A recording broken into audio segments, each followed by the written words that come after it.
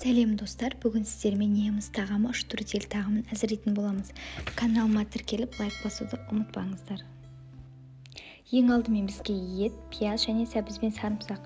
Сарымсақты өз қалауларыңыз бойынша қосуларыңызға болады. Етімді мен алдын ала турап алдым. Бірінші пиязымызды ұсақтап, төрт бұрыштап турап, одан соң сәбізімізді турап, қазанымызға салатын боламыз.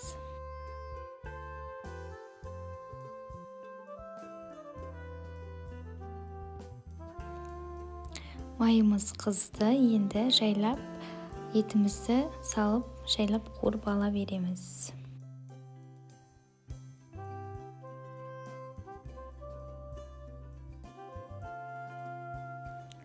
Етімізді осылай қызартып пісіріп аламыз да, пиязымызды жайлап салып, үстіне сәбізімізді салып және сарымсағымызды салып, үстіне томат пастасын қосып, тұз салып, осылай барлығын жақсылап қызартып қуырып алатын боламыз.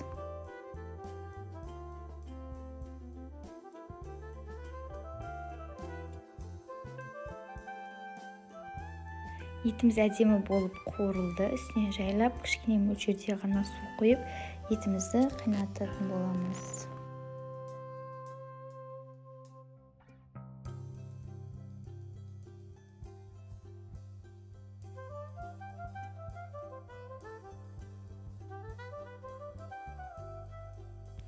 Ал енді қамырымызды дайындайтын боламыз. Қамырымызға бір жұмыртқа, көз мөлшерімен тұз және жылы су құямыз. Қамырымызға бәрін қосып алып, қамырымызды жайлап илейтін боламыз. Илеп болғаннан кейін целлофанға салып, бетін жауып көп қоямыз.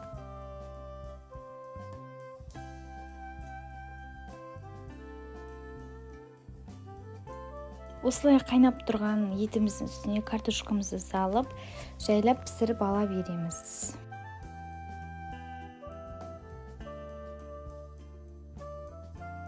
Ал енді қамырымызды дайын болып қапты. Осылай қамырымызды тез жайып аламыз.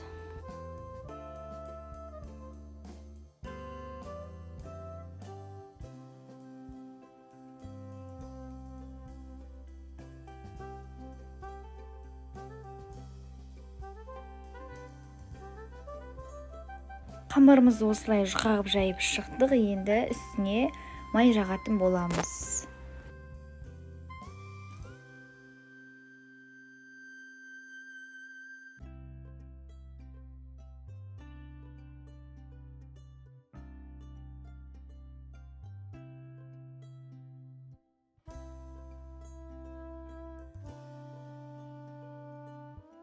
Майымызды жағып шықтық, енді ішіне мен өзім укроп қосамын.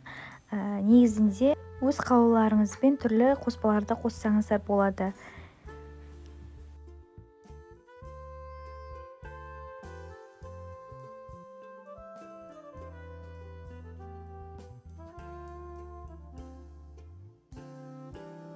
Осылай қайнап тұрған тамағымыздың үстіне осылай қамырымызды әдемілеп салып шығатын боламыз. Міне тағамымыз дайын болды. Мен бетіне осылай әдемі болып тұру үшін укроптарды қостым. Осылай өте оңай жасалынатын тағамдарыңызды отбасыларыңызға әзірлесеңіздер де болады. Каналыма жазылып, лайк басуды ұмытпаңыздар. Ас болсын. Бізге осындай крылышкидің аяқтары керек. Алдымен керек емес бөліктерін алып тастайтын боламыз.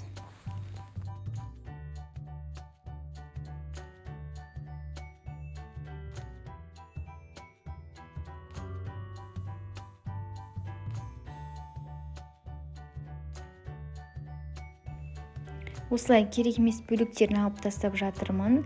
Және де осындай дәл ортасынан кесіп алып тастайтын боламыз. Міне жақсылап суға тап-таза жуып алдым. Содан кейін үстіне су құйып, бір қасық тұз, бір қасық паприка және қалауларыңызша осындай қосатын специяларды қоссаңыздар болады. Бәрін қосып араластырдық, енді шанышқымен кесіп шығамыз. Маринаты жақсы сіңу үшін бетін жауып 1-2 сағатқа қойып қоямыз. Енді мына жерде ұнымызды дайындап алдық. Оның үстіне тағы да бір қасық тұз, бір қасық паприка және қызыл бұрыш салып араластыратын боламыз. Міне мариновкамыз дайын. Енді ұнымызға бәрін салып жақсылап араластыратын боламыз.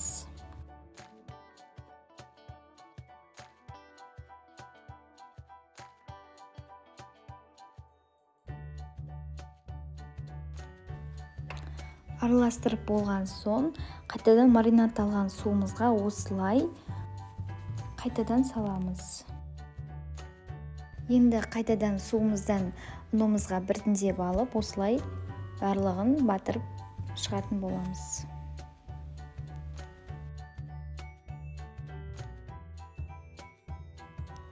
Қызып тұрған табамызға осылай бәрін біртіндеп салып, жақсылап қызарғанша қуырып аламыз.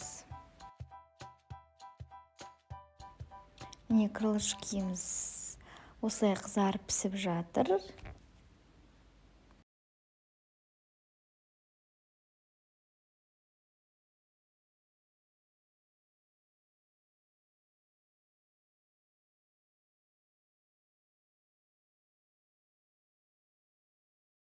Міне достар, біздің үй жағдайымыздағы куриный крылышкеміз дайын.